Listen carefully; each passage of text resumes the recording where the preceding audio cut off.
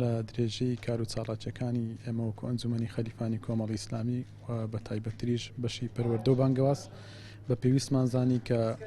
خولێک بۆ کادیرانی سنوورەکەمان ئەنجام بدەین لەسەر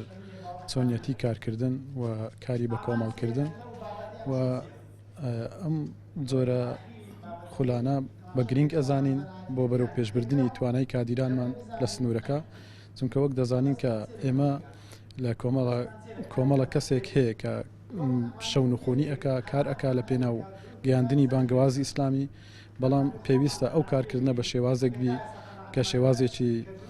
بە کۆمەڵ بی شێوازێک بی بە شێوەیەکی ڕێکخراو بی بە شێوازێکی زانستی بی بە شێوەی هەڕەمەچی نەبی. ئەمڕۆ لە خزمەت خوشکبرانی ئەنجومەنی خەلیفانین بۆ پێشکەشکردنی بابەتێکی ڕێکخراوەی پەیوەندیدار بە چۆنیەتی پەرەپێدانی کاری بە کۆمەڵ و کاری بە تیم و کاری بە گروپ. ئەم بابەتێکی گرنگە بە تایبەتی کە ئێمە لە سەروبەندی خۆئامادەکردنین بۆ